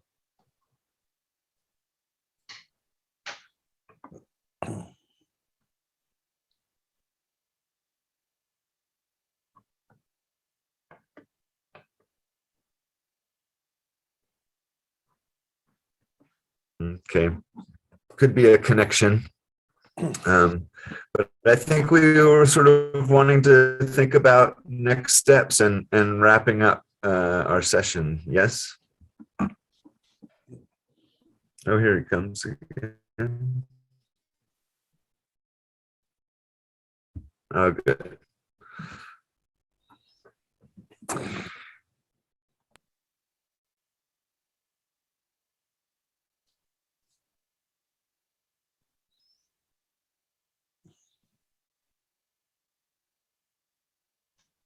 I can't wait for the next one. We should be thinking about programs for SIGGRAPH WEB3D, other kinds of workshops to get these disciplines talking. And certainly in the Web3D consortium, our heritage group is an open group and welcoming for anyone who wants to discuss and work on this kind of stuff. We should definitely. Thanks. And you go. My audio okay now? Yep. Yeah. Yeah, right. So this was the team sports slide, and apologies for being muted before. I was recognizing that yesterday was French Memorial Day, as well as Veterans Day in the United States, and so many people serve in so many different ways, and this is not a new topic just for us, but how do we remember everything? How do we remember everything and keep improving? Here's our slide set. Thank you for summarizing it, Nicholas. What should we emphasize for people today? Mary, what would you like them to do right now? Anything?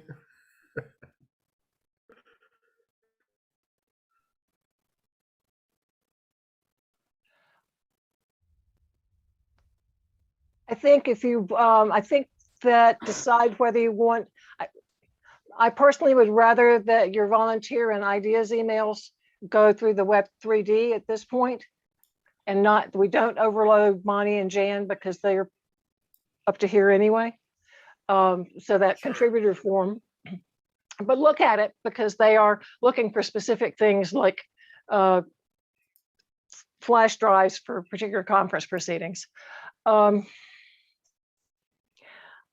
And I think that seriously thinking about what you would like to happen around the SIGGRAPH conference time next summer is a good idea. And if there's a goal for something for 2023, begin thinking about who's going to decide how that's going to happen. Very good. So why don't we take an action as a panel to summarize all these good thoughts today, and we'll put those on the website and offer people a path to do just what you said, and hear the channels for that. Can I just Please, final thoughts. check? Yes. I just want to double check that the chat gets saved, because there's lots of great stuff in the chat. Excellent. Okay, we'll try. Anyone else?